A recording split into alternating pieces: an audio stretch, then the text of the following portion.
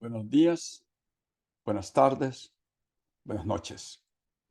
Este es Francisco Ruiz, hablándoles a ustedes desde Boston, Massachusetts. Para aquellos que comienzan a escucharme o a verme en esta nueva serie, les estoy dando una explicación corta de qué se trata. Estamos al principio de esta serie de la filosofía iluminante, donde andamos en la búsqueda del concepto del ser humano, en la búsqueda de lo que nosotros entendemos, lo que es un animal humano. Vamos a tratar muchos tópicos, vamos a tratar de contestar muchas preguntas, vamos a introducirnos en unas áreas como, por ejemplo, explorando la relación que nosotros tenemos con una divinidad, la relación que nosotros tenemos con la naturaleza, la relación que nosotros tenemos con los demás en nuestras comunidades y en nuestra sociedad, y la relación que nosotros tenemos con nosotros mismos. En estos episodios preliminares, estamos construyendo un cimiento sólido para poder después expandir todas esas áreas y poder tal vez contestar de una manera inteligente muchas preguntas.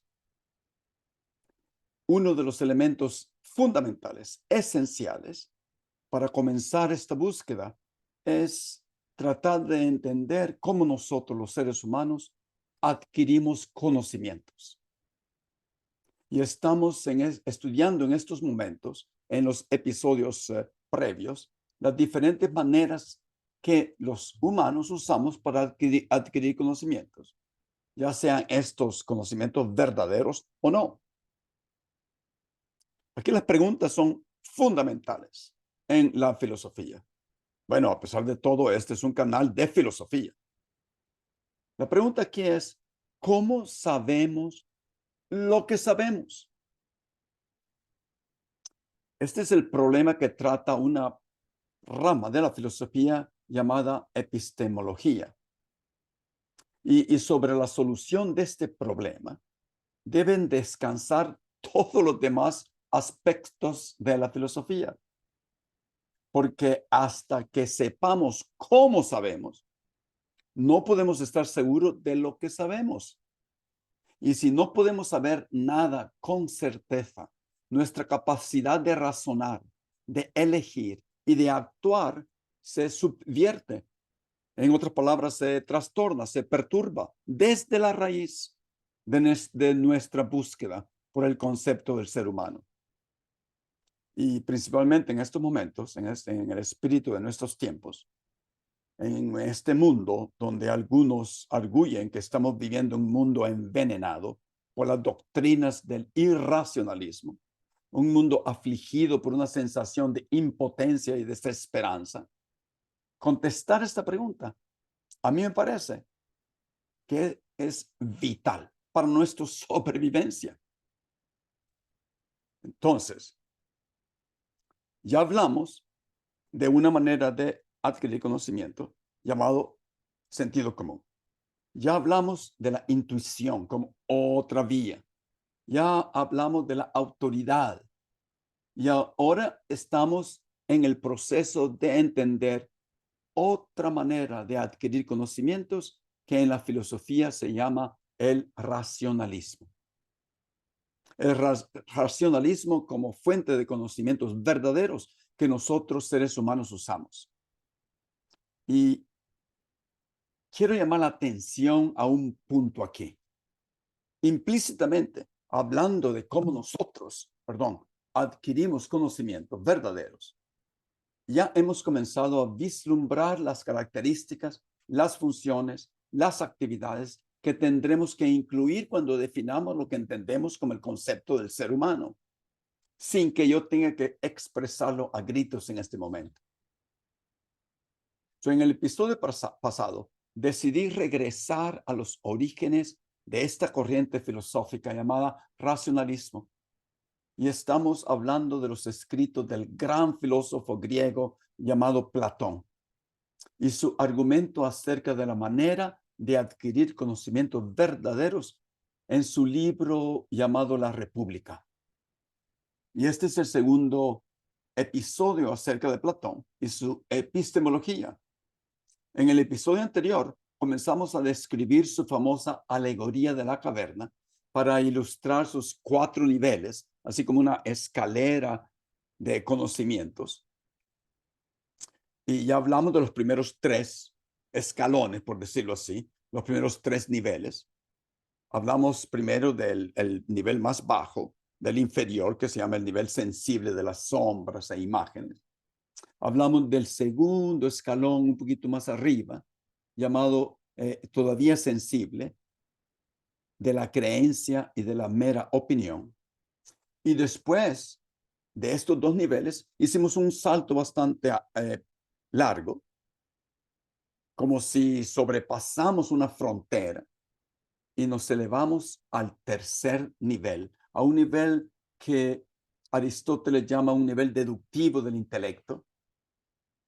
Y ahora en este episodio, si tengo tiempo, si no comenzamos en el próximo episodio, porque no quiero alargar estos episodios mucho, vamos a entrar al último nivel del intelecto, el nivel de las ideas puras, de las formas puras, del idealismo puro, que es aún más alto, como nos daremos cuenta, que el nivel 3, que es el nivel deductivo del intelecto. Y ya exploraremos por qué Platón arguye que este nivel es el nivel supremo, el nivel de las ideas, el nivel de las formas.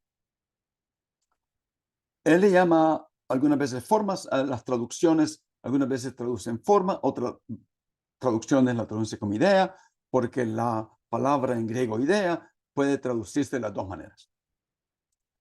Pero tengo que insertar otro paréntesis aquí, filosófico, exploratorio e histórico. Antes de continuar, y puede ser que hablemos del último nivel, como acabo de mencionar, de la escalera del conocimiento de Platón, en nuestro próximo episodio. Pero yo veo que este paréntesis es necesario. Este es el paréntesis, esta es la idea. Hay un problema permanente en la filosofía, recurrente en la historia de los filósofos. Y es un problema llamado por los filósofos el problema de los universales. Ya explicaré lo que eso quiere decir. Este es el problema. Adquirimos y almacenamos conocimientos en nuestras mentes en una forma conceptual, una forma abstracta. Algunos dicen que es una forma espiritual, una forma no tangible. Ahora bien, la validez de nuestros conocimientos depende en la validez de esos conceptos que almacenamos adentro de nuestra mente. Pero esto es lo que pasa, que estos conceptos almacenados en nuestra mente son universales. O sea, un concepto, digamos el concepto del hombre, se aplica a hombres particulares como yo, ustedes, mi amigo Gustavo. Todo lo que percibimos es concreto, particular. Yo percibo a Gustavo, a mi amigo concretamente, individualmente, no universalmente. Ahí está el problema que ha baboseado, por usar esa palabra, a todos los filósofos en la historia de la filosofía. Entonces, la pregunta que tenemos que hacernos nosotros, los que tratamos de hacer filosofía, bueno, lo repito, después de todo, mi canal se llama La Filosofía Iluminante. Y es esta. ¿Cuál es la correspondencia entre esas abstracciones, esos conceptos universales adentro de mi mente y las cosas concretas afuera de mi mente? ¿A qué se refieren los conceptos universales que tenemos adentro de la mente? ¿A qué se refiere en realidad exactamente? ¿Se refieren a algo real? ¿Algo que sí existe? ¿O son meramente invenciones de nosotros los humanos, constructos arbitrales o aproximaciones sueltas. Y en este caso, si así fuera, de ninguna manera pudiéramos arguir que nuestros conceptos universales nos ayudan a adquirir conocimientos verdaderos. Espero que me esté explicando, porque muchas veces todo depende de mi tipo de explicación y de la calidad de mis explicaciones, obviamente. Espero que me esté explicando bien de qué se trata este problema filosófico. Esto es esencial, fundamental, para poder continuar con nuestra búsqueda del concepto de ser humano y para continuar haciendo filosofía. Dicho de otra manera, todo nuestro conocimiento tiene como base conceptos universales. Si estos conceptos corresponden a algo que se encuentra en la realidad, entonces podemos decir que son reales. Y nuestro conocimiento tendría una fundación en los hechos. Si ellos no tienen una correspondencia, sin embargo, con nada en la realidad, entonces no son reales y nuestro conocimiento son meramente unas ficciones de nuestra propia imaginación. Entonces, pongamos un ejemplo para aún más clarificar esta problemática. Este es el ejemplo. Me encuentro con 3 animales que se estiman ser humanos: Pedro, Pablo y María. Individualmente no se igualan en nada, en ninguna característica concreta. No son idénticos, ni siquiera no son idénticas sus huellas digitales. Y si hago una lista exhaustiva de las características de María, las características de Pablo y las características de Pedro, yo no pudiera encontrar ninguna característica en ninguno de ellos que se pudiera decir que representa una idea universal, abstracta, que yo llamo lo humano. Y que por eso los catalogo como seres humanos. Entonces, ¿dónde reside lo humano en Pablo? ¿Dónde reside lo humano en Pedro? ¿Dónde reside lo humano en María? ¿Dónde lo encontramos? Esa es la pregunta.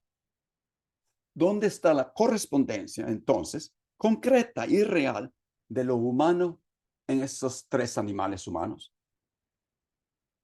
¿Qué exactamente en lo real, en la realidad, corresponde con el concepto de lo humano en nuestra mente? Bueno, más claro que eso ya no puedo decirlo.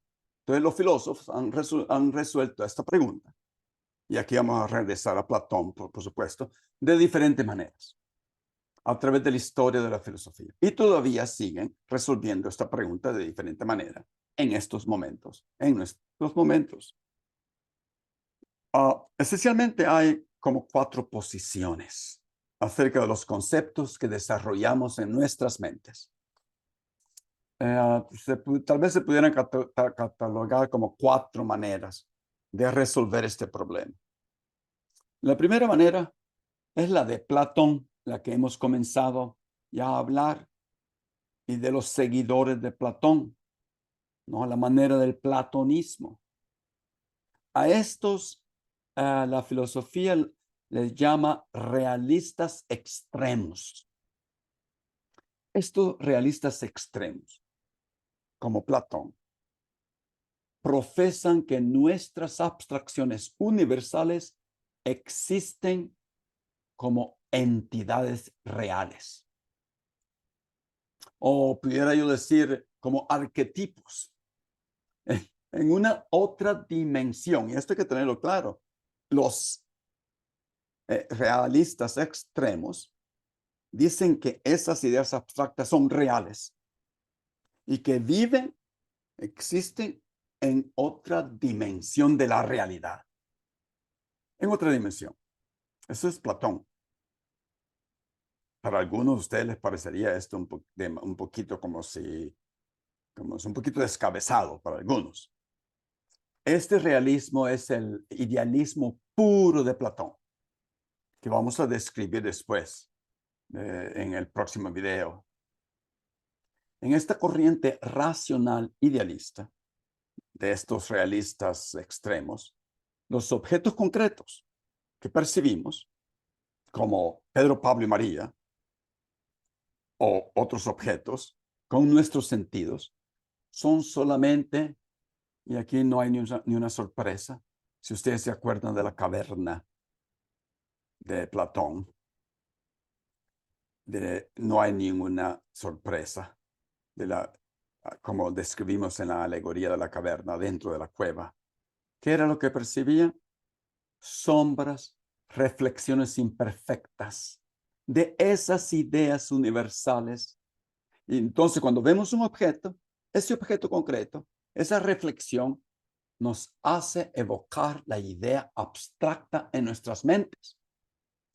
Entonces, Platón va más allá de lo que ustedes pueden pensar. Los objetos diarios evocan la memoria que tenemos de los arquetipos que ya sabíamos antes de nuestro nacimiento, en esa otra dimensión. Así que esos arquetipos, esas ideas, esos universales, esos conceptos abstractos, existen antes, después y eternamente. Inmutables, eternos. Okay. La segunda manera, y aquí no hay ninguna sorpresa, para resolver este problema de correspondencia de los objetos concretos con las ideas universales, abstractas, ¿quién las avanza? Las avanza los realistas moderados, guiados por el estudiante de Platón. ¿Quién era el estudiante de Platón? Aristóteles. Es otro filósofo. Esta es la posición de Aristóteles y de los realistas moderados. Las abstracciones universales, nuestros conceptos universales, son reales, pero no existen en otra dimensión, como dijo Platón, en otro mundo, quién sabe dónde. No, esas abstracciones existen en este mundo real adentro de Pedro, Pablo y María, adentro de esos objetos particulares de la vida real, en la forma de esencias de las cosas, y nuestras ideas abstractas se refieren a esas esencias concretas de los objetos que podemos ver y tocar. Entonces, no hay ni una sorpresa aquí que en mi búsqueda, en nuestra búsqueda de lo que nosotros entendemos por el concepto del ser humano, vamos a estar refiriéndonos repetidamente a Platón y a Aristóteles y a otros que vendrán en el futuro en nuestros episodios. Ok, hay otra manera, una tercera manera y una cuarta manera, pudiera yo decir, de resolver este problema de correspondencia. La tercera la pudiéramos llamar como otros la han llamado, son mis palabras, como otro filósofo la llaman de esta manera, la llaman la nominalista. Esencialmente la corriente nominalista dice que de verdad que nada existe, lo único que existe son las palabras. No, las palabras, lo más importante, las frases que usamos en la lengua son lo que describen al sujeto y es lo que existe. Por ejemplo, si yo digo Gustavo es rojo, el predicado es rojo, son meramente palabras y nada más. En esta posición solo existen individuos y palabras para describir esos individuos, esos objetos. No existen ideas abstractas. Pero me parece que esta posición no resuelve el problema solamente, diciendo así, no es una solución al problema de correspondencia. Y la otra, finalmente, la cuarta manera de resolver el problema de correspondencia entre lo abstracto y lo concreto, la profesan unos que los filósofos, los libros de filosofía llaman los conceptualistas. Va un poquito más allá de los nominalistas, que sí existe algo abstracto, pero que nunca vamos a poder resolver el problema de correspondencia, porque solamente existen ideas, no imágenes, como dicen los nominalistas, pero nunca vamos a saber si estas ideas corresponden con la realidad, nunca. Bueno, estas son las burdamente descritas, las cuatro categorías de las corrientes filosóficas que tratan de resolver la correspondencia de los universales dentro de nuestra mente y la realidad concreta afuera de nuestra mente. Entonces, muchas gracias. Vamos a terminar aquí este gran paréntesis, pero lo veo fundamental. Muchos conceptos son fundamentales y repetidamente yo voy a estar haciendo paréntesis para cuando de verdad entremos de lleno en la búsqueda del concepto del ser humano, podamos referirnos a este cimiento sólido que estamos tratando de construir. Gracias por estar conmigo y nos vemos pronto. Adiós.